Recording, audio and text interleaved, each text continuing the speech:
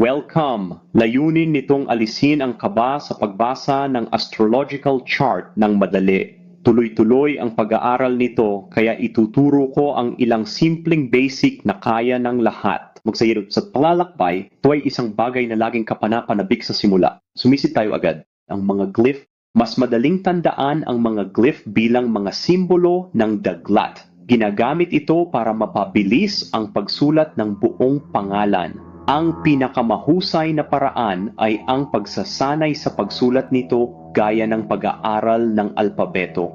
Yung maganda rito ay 12 glyph lang ang kailangang tandaan para sa zodiac at 10 glyph naman ang kailangang tandaan para sa mga planeta. Isa-isa natin silang talakayin para mas makilala natin sila. Una ay ang Aries. Isipin ito bilang maliit na letrang R na magkadikit pasulong at paatras. Ang Taurus ay parang isang bilog na may letrang C sa itaas. Ang Gemini ay Romanong numerong 2. Ang Cancer ay 26 na nilalang na nakapatong sa isa't isa. Si Leo ay isang bilog na may buntot. Ang Virgo ay ang letrang M na may nakabaligtad na buntot. Libra, isang gitling na may bracket sa itaas. Ang Scorpio, tulad ng Virgo, ang letrang M gayunpaman ay itinuturo ng buntot. Ang Sagittarius ay isang palaso na may gitling sa gitna. Ang Capricorn ay ang malaking letrang T na may maliit na letrang N na pinagsama. Ang Aquarius ay isang pantay na simbolo na may malagkit na hugis. Ang Pisces ay isang pasulong at paatras na letrang C na may gitling na nag-uugnay sa kanila sa gitna. Ang mga planeta, ang araw bilugan na may tuldok sa gitna, ang buwan ay parang kalahating bilog. Si Mercury ay ibang stick figure na may buhok. Ang Venus, katulad ng Mercury, ay isa ring stick figure na character, ngunit wala lang talaga itong buhok. Ang Mars ay isang bilog na may palaso sa itaas. Ang Jupiter ay halos kapareho ng numerong 4. Ang Saturn ay may malaking letrang T na pinagsama ang maliit na letrang N. Ang Uranus ay isang malaking letrang H na may leeg at ulo na nakasabit sa ilalim ng gitling. Ang Neptune ay isang tinidor. Ang Pluto ay parang letrang P na may paa. Ang susunod na pangkat para sa mga zodiac sign ay ang quadruplicities. May 3. Cardinal, Aries, Cancer, Libra at Capricorn. Ang mga cardinal sign ay iniuugnay sa pagsisimula ng mga bagay. Maaari silang maging mapamilit upang maabot ang isang layunin, isang grupo na nakatuon sa aksyon. Pero maaari silang magsimula ng maraming bagay na tatapusin ng iba. Ang mga nakapirming palatandaan ay Taurus, Leo, Scorpio at Aquarius. Ito ang mga stabilizer. Hirap silang mag-adjust pero ang mga ito ay masunurin at matigas ang ulo kapag nakapagdesisyon na. Ayaw nila sa pagbabago. Ang mga mutable signs ay Gemini, Virgo, Sagittarius at Pisces. Madaling umangkop at bukas sa pagbabago, kaya nakakakita sila ng iba't ibang pananaw at napagsasama ang mga tao at ideya. Nag-a-adjust at umaangkop sila sa iba. Dagdagan pa natin ito ng detalye. Aries, nangunguna, mapamilit, matapang, masigla, sabik at makasarili. Magsisikap na kumilos ng masigla at agaran. Minsan nakikita bilang walang tiyaga dahil ito ay inuudyukan ng sigasig. Sa kabilang banda, maaari silang maging padalos-dalos, dominante at mabilis magalit. Cancer, maalaga, mainitin, mapagtanggol, maamo, matulungin, makabayan at nakatuon sa seguridad. Ipinakikita nila ang emosyon sa isang sensitibo at mapagtanggol na paraan. Sa kabilang banda, maaari silang makita bilang masyadong madaling masaktan, tamad at nagmumuni-muni. Libra, matulungin, diplomatiko, mapagkumpetensya at palakaibigan. Binabalanse ang mga pananaw ng iba. Bilang isang air sign, magpo-project sila ng pasalita, samantalang ang Aries ay kumikilos batay sa sigasig. Ang mga Libra ay may tendensyang gumamit ng wika upang hikayatin ang iba na gawin ang kinakailangang aksyon. Sa kabilang banda, maaari silang maging walang pakialam, mapayapa anuman ang kapalit at hindi makapagdesisyon. Capricorn, formal, parang negosyante, konbensyonal, responsable, tradisyonal at makapangyarihan. Mga proyekto sa simple at praktikal na paraan, batay sa mga pangangailangan at tagumpay. Sa kabilang banda, maaaring sila ay hindi mapagpatawad, naghahanap ng katayuan at pinipigilan. Taurus, komportable, maingat, matatag, mapang-angkin at madamdamin.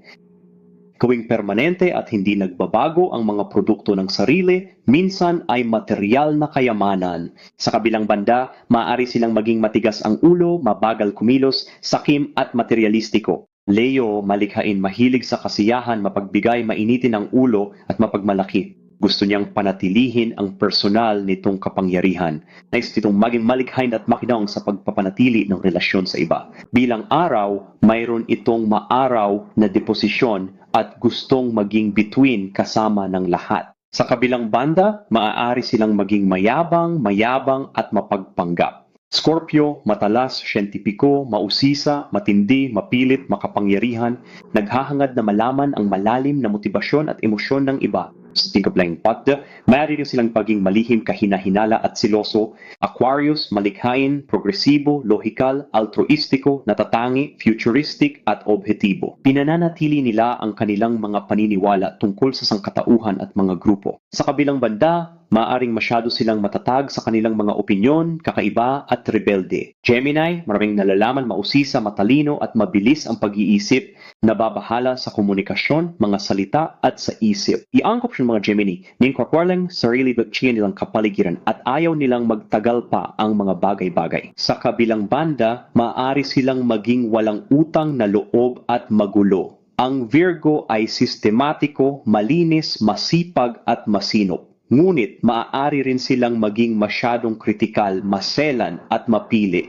Sagittarius, prangka, mapagbigay, optimistiko, mabait, masigasig at idealistiko ang naghahanap ng kaalaman, espiritualidad at tumutuklas ng katotohanan. Sa kabilang banda, maaari silang maging palaaway, eksaherado, prangka, walang tiyaga at mainitin ang ulo. Piscis, mahabagin, mapangarapin, mistiko, simpatiko, masining, musikal at sensitibo, hinahayaan nitong wakasan ang mga emosyon sa pamamagitan ng pagkatunaw sa pagkakaisa ng lahat ng bagay.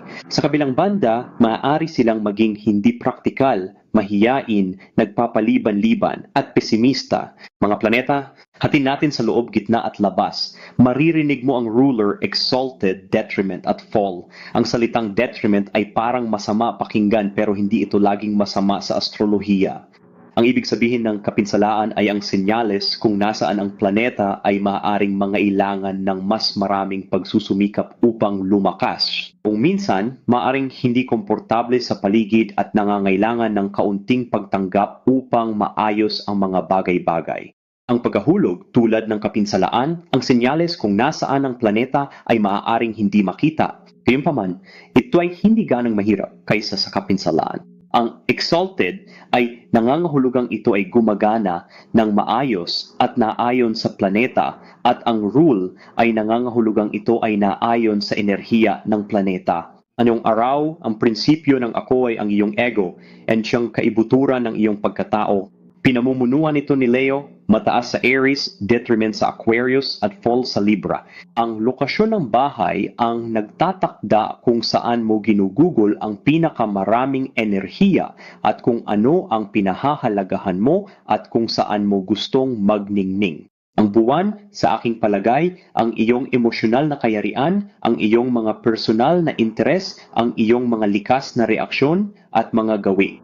Ito ay pinamumunuan ng Cancer and itinataas sa Taurus, detriment sa Capricorn and fall sa Scorpio.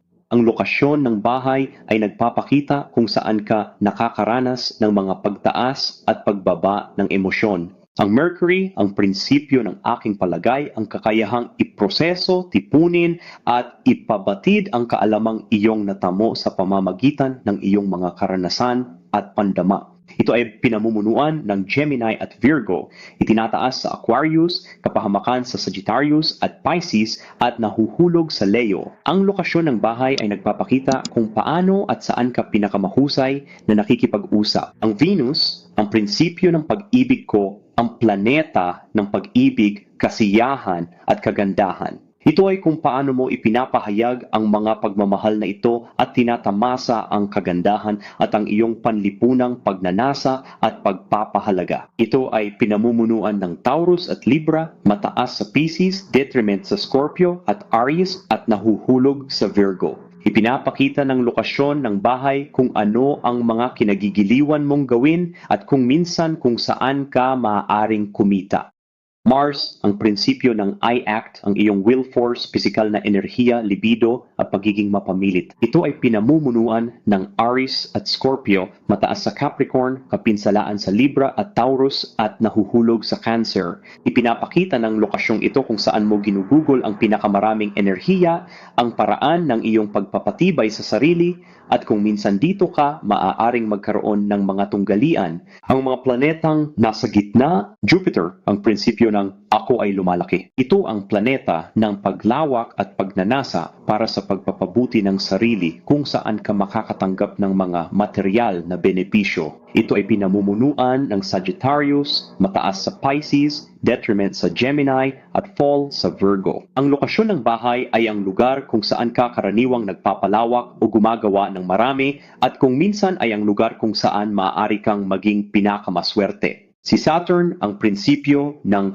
ako ang makakamit. Mga limitasyon, paghihigpit, hangganan, realidad at mga istruktura. Ito ay mga batas, panlipunan man o karmiko batas at kaayusan. Ito ay pinamumunuan ng Capricorn at Aquarius, mataas sa Libra, detriment sa Cancer at fall sa Aries. Ipinapakita ng lokasyon ng bahay kung saan mo nararamdaman ang pinaka-hindi ligtas at may posibilidad na maging labis na kompensasyon. Ang mga panlabas na planeta ay henerasyonal. Ipinapakita yung mga palatandaan ang mga temang naroroon para sa henerasyon at mga aral tungkol sa palatandaang iyon. Si Uranus ang prinsipyo ng ebolusyon ng mga pag-unlad, pagpapahusay at teknolohiya kung paano mo ipinapahayag ang iyong kalayaan, individualidad at inobasyon. Ito ay pinamumunuan ng Aquarius, itinaas sa Scorpio, pinsala sa Leo at pagkahulog sa Taurus. Ang lokasyon ay kung saan mo hinahangad ang kalayaan at natatangi ang iyong nagagawa. Neptune, pakikiramay at pagiging sensitibo. Ipinapakita ng karatula kung paano mo ipinapahayag ang iyong habag at sensitibidad. Ito ay pinamumunuan ng Pisces at ang Virgo naman ay nangunguna. Ang lokasyon ay nagpapakita kung saan mo maaaring hanapin ang perpekto at may tendensiyang linlangin ang iba o malinlang. Pluto, ang lugar ng pagnanasa at mga isyu para sa kapangyarihan. Ito ngayon ang pinamumunuan ng Scorpio at ang Taurus ang may pinakamalaking pinsala. Ang pagbagsak at ang mataas na posisyon ay hindi pa natutukoy. Kung paano mo ipinapahayag ang iyong pinakamalalim na mga hangarin, ang lokasyon ay ang lugar ng pagnanasa at kung saan maaari kang makaranas ng mga isyu ng kontrol at kapangyarihan at lumutas ng mga problema. Anong mga bahay? Kinakailangan ang oras at lokasyon upang makalkula ang tunay na chart ng astrolohiya. Maraming mga programa at mga online na website na makakatulong sa iyo dito. Magbibigay ako ng babala mamaya. Ang mga bahay sa astrolohiya ay ang mga lugar ng buhay kung saan nagaganap ang mga kaganapan. Ang mga bahay ay sumisimbolo sa langit noong sandaling ikaw ay ipinanganak. Ang ekliptiko ay ang landas na tinatahak ng mga planeta sa kalangitan. Ang mga bahay ay bumubuo ng isang istruktura sa chart. Ang silangang bahagi ng chart ay kilala bilang ascendant na kilala rin bilang rising sign o first house. Ito ang simula ng chart at ang mga bahay ay nagsisimula mula sa pataas na unang bahay sa paraang pakaliwa hanggang sa ika-12 bahay. Ang mga bahay, kinakailangan isang oras at lokasyon upang makalkula ang tunay na chart ng astrolohiya. Maraming mga programa at mga online na website na makakatulong sa iyo dito. Magbibigay ako ng babala mamaya. Ang mga bahay sa astrolohiya ay ang mga lugar ng buhay kung saan nagaganap ang mga kaganapan. Ang mga bahay ay sumisimbolo sa langit noong sandaling ikaw ay ipinanganak. Ang ekliptiko ay ang landas na tinatahak ng mga planeta sa kalangitan. Ang mga bahay ay bumubuo ng isang istruktura sa chart. Ang silangang bahagi ng chart ay kilala bilang ascendant na kilala rin bilang rising sign or first house. Totoong simula ng chart and interpay ay nagsisimula mula sa pataas na unang bahay sa paraang pakaliwa hanggang sa ika-12 bahay. Sa pinakakanlurang bahagi ng chart ay ang ika-7 bahay na kilala bilang ang inapo. Ang tuktok ng chart, ang midheaven na kilala rin bilang ika-10 bahay ay ang pinakamataas na bahagi ng ecliptic. Sa kabilang direksyon ay ang IC o ika-4 na bahay na siyang hindi nakikitang bahagi ng chart dahil hindi ito nakikita sa kalangitan. Muli ang mga bahay ay tumutukoy sa mga lugar ng buhay. Simula sa unang bahay, ang rising sign o ang ascendant, ito ang paraan ng pagpapahayag mo ng iyong sarili sa iba kung paano ka nakikita ng iba. Ito ay ang sarili, ang pagkakakilanlan, anyo, at personal na kilos. Pangalawang bahay, mga ari-arian, mga mapagkukunan, perang kinita, at mga ginhawa. Ikatlong bahay, komunikasyon magkakapatid, agarang kapitbahayan at pagkatuto. Pang-apat na bahay, ang tahanan, pamilya, mapag-aruga, mga ugat, isa sa mga magulang, kadalasan ang mas mapag-aruga. Ikalimang bahay, mga mahal sa buhay, haka-haka, mga anak, romansa, pagkamalikhain, kasiyahan, at ang pagmamahal na iyong ibinibigay. Ika-anim na bahay, trabaho, empleyado, alagang hayop, kasamahan, at kalusugan. Ikapitong bahay, ugnayan sa iba, pakikipagsosyo, kompetisyon, balanse, at hayagang kaaway. Ikawalong bahay, kasarian, kamatayan, at mga buwis, pera ng ibang tao, pera ng kapareha, mga testamento, mga mana, at ang pamana na iyong iniiwan. Ikasiyam na bahay, mas mataas na edukasyon, paglalakbay, relihiyon, mga pinahahalagahan, at mga mithiin. Ikasampung bahay, ang kalagitnaan ng langit, mga autoridad, katayuan, karera, kung ano ang gusto mong paunlarin. Ito rin ang iyong mga inaasahan at ang iyong katayuan, ang larangan kung saan mo itatatag ang iyong mga layunin. Isa rin ito sa mga magulang mo, kadalasan ang magulang na hinahangaan mo. Ikalabing-isang bahay, mga kaibigan, mga kakilala, mga grupo, mga layunin at pag-unlad. Ito ay ang pag-ibig na iyong natatanggap. Ikadwalti bahay, mas mataas na sarili, subconscious, mga piitan gaya ng ospital at bilangguan at behind the scenes. Ito ang iyong nakatagong lakas at nakatagong talento. Taurus, Venus, pagkakatulad sa ikalawang bahay, mga ari-arian, pananalapi at mga kasiyahan. Taurus, Venus, pagkakatulad sa ikalawang bahay, mga ari-arian, pananalapi at mga kasiyahan. Gemini, Mercury, ikatlong bahay, komunikasyon, pagkatuto at ang isip. Cancer, ang buwan at ang ikaapat na bahay, ang tahanan, pamilya at pangangalaga. Leo, araw, ikalimang bahay, saya, romansa, mga bata, at pagkamalikhain. Virgo, Mercury, ika-anim na bahay, pang-araw-araw na gawain, mga detalye, kalusugan, at mga alagang hayop. Libra, Venus, ikapitong bahay, pakikipagsosyo, pag-ibig, balanse, at iba pa. Scorpio, Pluto, ikawalong bahay, kasarian, kamatayan, pagbabagong anyo, mga buwis, mga testamento, mga mana, pera ng ibang tao, at psikolohiya. Sagittarius, Jupiter, ikasiyam na bahay, mas mataas na edukasyon, paglalakbay at mga filosofiya. Capricorn, Saturn, ikasampung bahay o mid-heaven, reputasyon, katayuan, karera at mga autoridad. Aquarius, Uranus at pang-11 bahay, mga kaibigan, grupo, organisasyon at mga layunin. Pisces, Neptune at ika-12 bahay, ang walang malay na isip, mga pangitain, mga panaginip, pribadong buhay, mga lugar ng pagkakakulong at mga talento sa sining.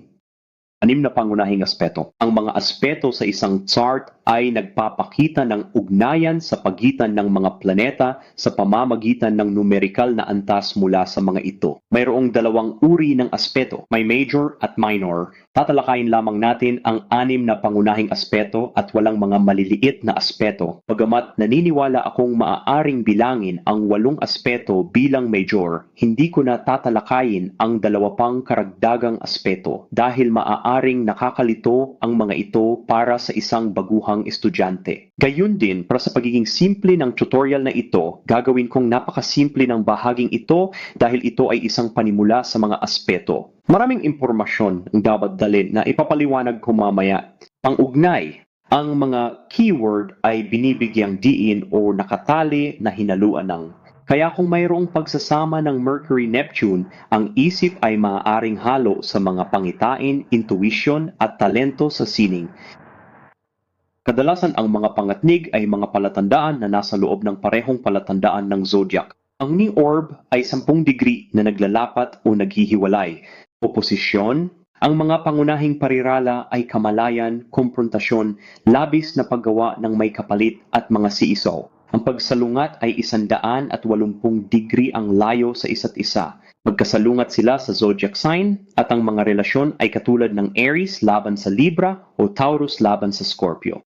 Ang orb na pinapayagan para dito ay 10 degree kwadrado rin. Hinahamon ng mga pangunahing parirala ang aksyon, tensyon at mga punto ng pagbabago. Ang parisukat ay 70 degree ang layo mula sa isa't isa. Ang mga karatulang parisukat, ang aspeto ay iyong mga karaniwang nasa loob ng parehong quadruplicity tulad ng Aries laban sa Cancer o Aries laban sa Capricorn o Taurus laban sa Leo o Taurus laban sa Aquarius. 8 degree ang orb, ang trina. Ang mga pangunahing parirala ay daloy, pagpapatibay at pagkakaisa. Ang trine ay 120 degree ang layo mula sa isa't isa. Ang mga palatandaang nasa trine ay karaniwang iyong mga nasa loob ng iisang elemento tulad ng Aries laban sa Leo, Aries laban sa Sagittarius. 8 degree ang orb, ang quinx. Ito ay isang aspetong lubos na napapabayaan na sa tingin ko ay napakahalaga. Ang mga pangunahing salita ay muling organisasyon, mga pagsasaayos, mga sakripisyo, serbisyo at walang pagkakatulad.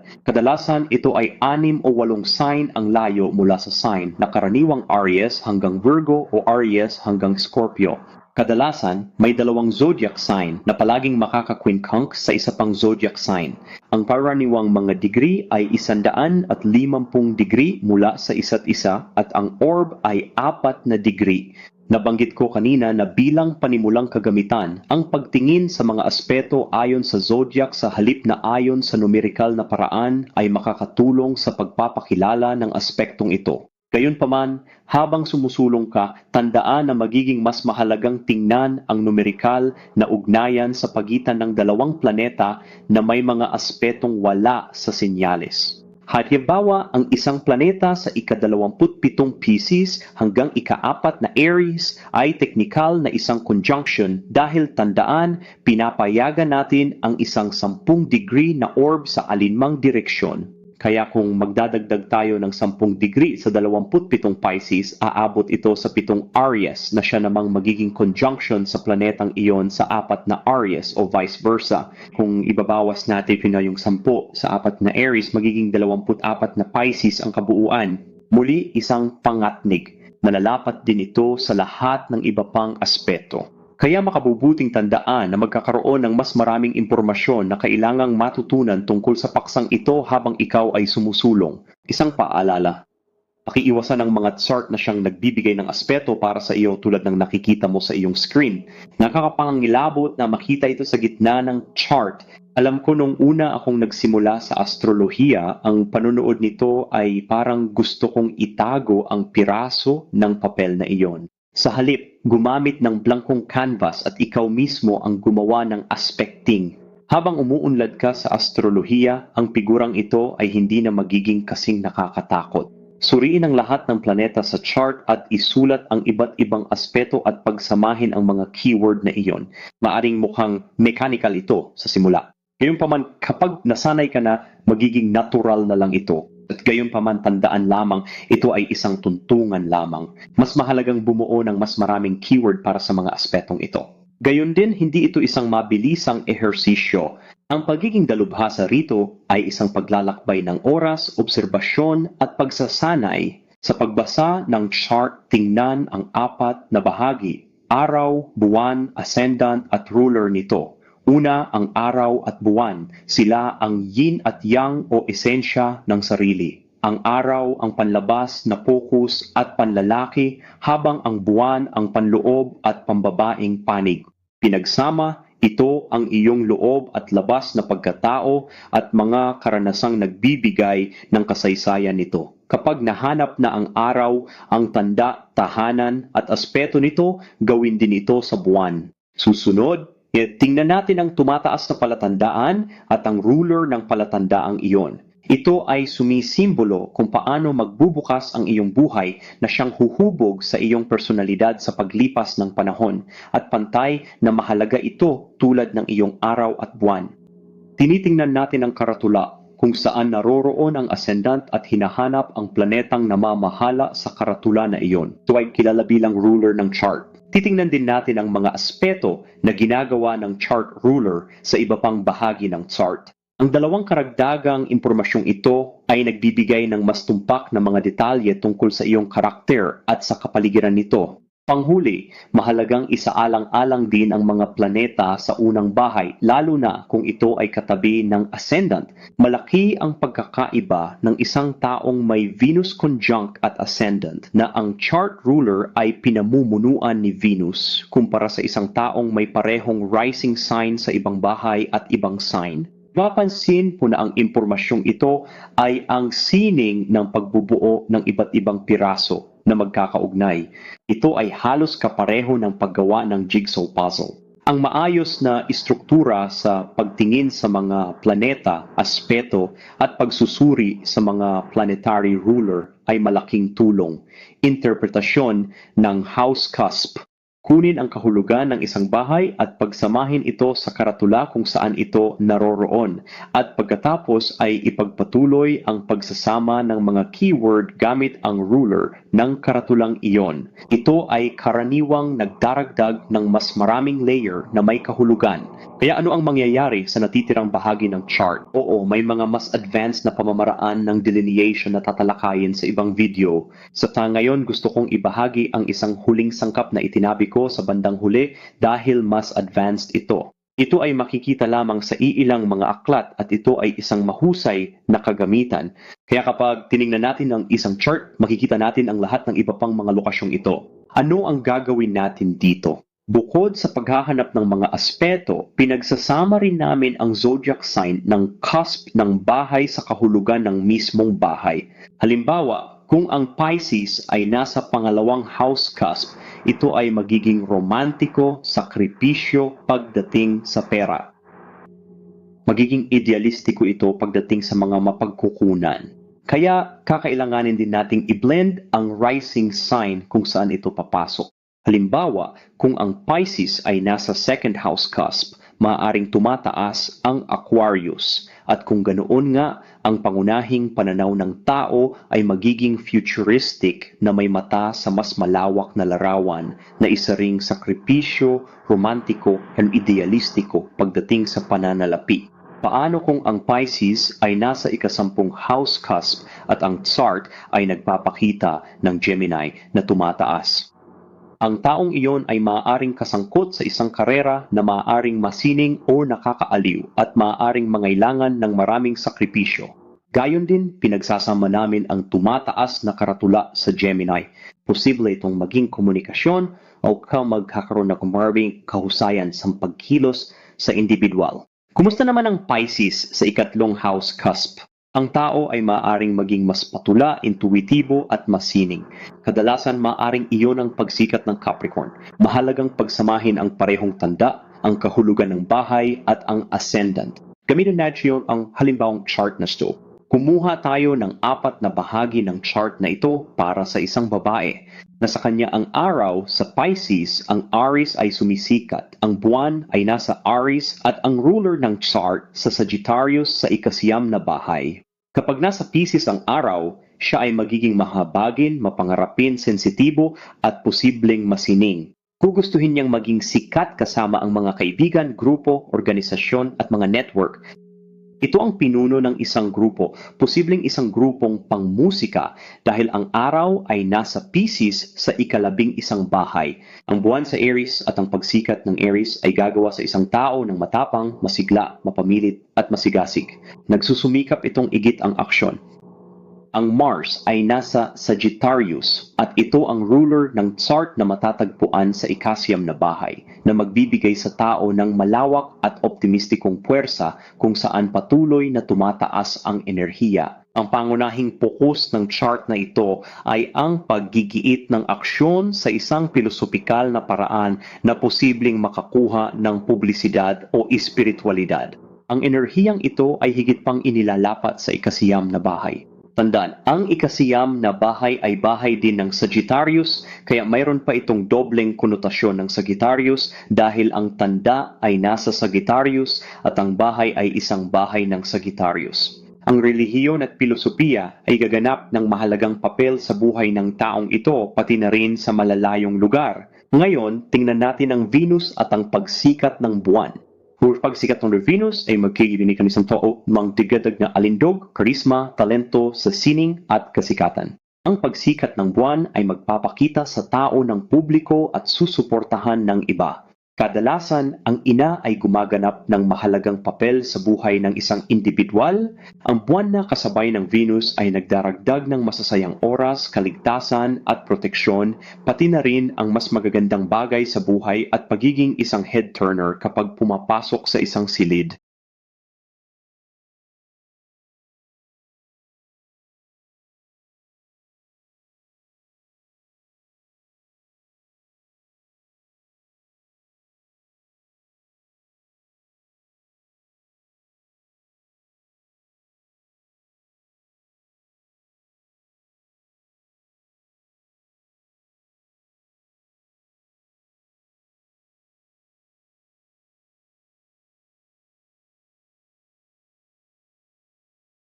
Ngayon ay maaari na akong gumugol ng maraming oras sa chart na ito at pagpira-pirasohin ito. Gayunpaman, so bilang isang maikling video, gusto kong iwanan ang tatlong huling bagay na ito. Napakahalagang tingnan ang chart at pansinin kung ano ang pinaka namumukod tangi. May dalawang stellium sa chart na ito. Ngayon, hindi ko pa kinatatalakay ang mga stellium sa videong ito, pero sa madaling salita, ito ay isang grupo ng tatlo o higit pang mga planeta o punto na nasa isang partikular na karatula o magkapareho ang aspeto sa isa't isa. Maraming makikita sa chart na ito tungkol sa Aries at Capricorn, kaya maraming cardinal energy ang magsisimula ng mga bagay-bagay. Malaki ang ambisyon nito at may puwang para sa tagumpay. Ang Saturn ay nasa Capricorn at ang Saturn ay kaugnay ng midheaven na may mga umaagos na aspeto sa iba pang bahagi ng chart na ginagawang posible ang tagumpay. Ang isang isyung problema sa chart na ito ay ang kakulangan ng mga oposisyon. Mahalagang papasin ko enteng baruji ang isang charts and kung entry ng kulang dito. Walang magkasalungat na mga representasyon ng chart na ito. Ang problema diyan, bilang isang stellium sa Aries, ang taong ito ay maaaring maging napakamakasarili. Ako at ako. Ngunit kapag ang isang chart ay walang oposisyon, maaaring may mga issue sa pagsuko sa iba dahil walang sino man ang nagdudulot ng anumang uri ng oposisyon sa buhay ng tao. Pero ang disbentaha ay kapag nakaakit sila ng mga kalaban, maaaring hindi nila alam ang gagawin o mahihirapan silang sumuko.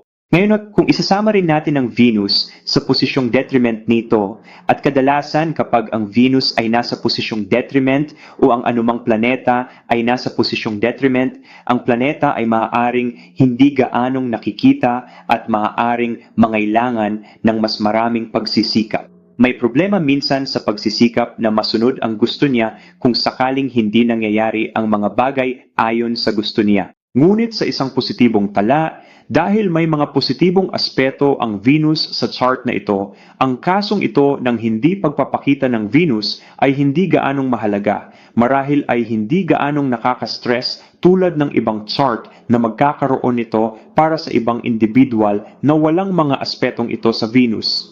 Para malaman mo, ito ang chart ng mang-aawit na si Rihanna na isang napaka-promising na kinabukasan para sa kanyang karera.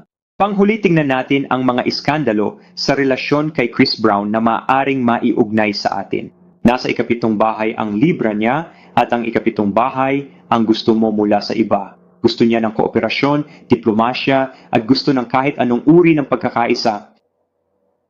Ang Pluto sa ikapitong bahay ay maaaring maging isang agawan ng kapangyarihan dahil kung saan man naroon ang Pluto sa chart ay doon makakaranas ng mga power play. Dalawang bagay ang kailangan nating tingnan ngayon. Kailangan nating tingnan kung anong mga aspeto ang ginagawa ng Venus sa chart na ito. Oo, ang Venus ay nagko-conjunct ng ascendant at kadalasan sa teknikal na paraan, ito ay nasa ikalabindalawang bahay kaya mayroong kaunting sakripisyo. Ang malaking issue na maaaring makaligtaan ng maraming baguhang astrologo at ito ang dahilan kung bakit ko mariing binibigyang diin, ang quincunx ay isang pangunahing aspeto na kailangang isaalang-alang. Ang quincunx mula sa Pluto sa ikapitong bahay hanggang sa ascendant ng buwan Venus ay maaaring mangailangan ng mga pagsasaayos sa kinaroroonan na nangangailangan ng seguridad. Maaring may mga isyong may kinalaman sa karahasan. Ang quincunx ay isa ring psikolohikal na aspeto na nangangahulugang maaari siyang gumuhit ng mga individual na maaring may ilang uri ng psikolohikal na temang kailangang lutasin.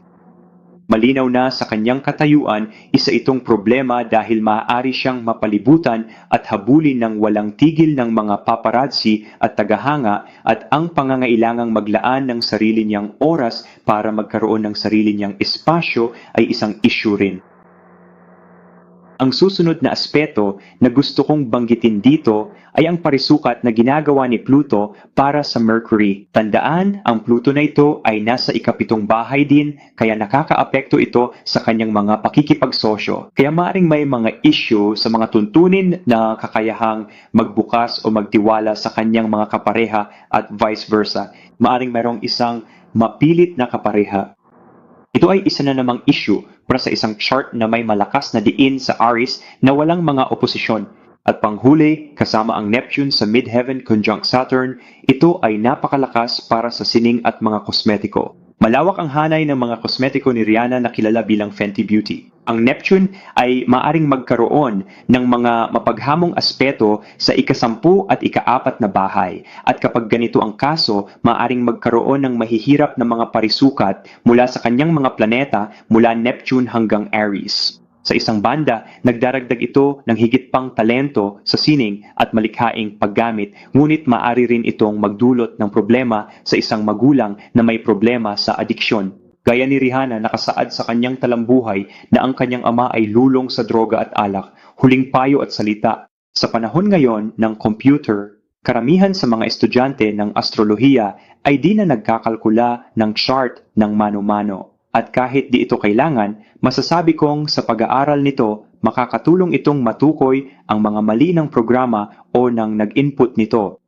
Walang tigil ang mga error na nakikita ko sa mga programa. Mahalaga ito para sa katumpakan dahil kung mali ang chart, mali rin ang interpretasyon. Kaya maaring hindi ito isang kinakailangan, ngunit makabubuting matuto ng higit pa habang nagpapatuloy ka. Gayon din, ang kasaysayan at astronomiya ng astrolohiya ay maaaring mukhang medyo nakakatakot sa simula, lalo na sa sino mang gustong malaman ang tungkol sa kanilang kinabukasan o kimika sa ibang tao. Ang kaalaman ay kapangyarihan. Habang mas marami kang natututunan, mas malalim ang idadagdag sa mga interpretasyon ng iyong chart. Ano ang dapat iwasan? Pakiusap, panatilihing walang kalat ang mga chart. Panatilihin itong simple. Mayroong walang tigil na impormasyon sa astrolohiya na aabutin ng panghabang buhay upang maging dalubhasa.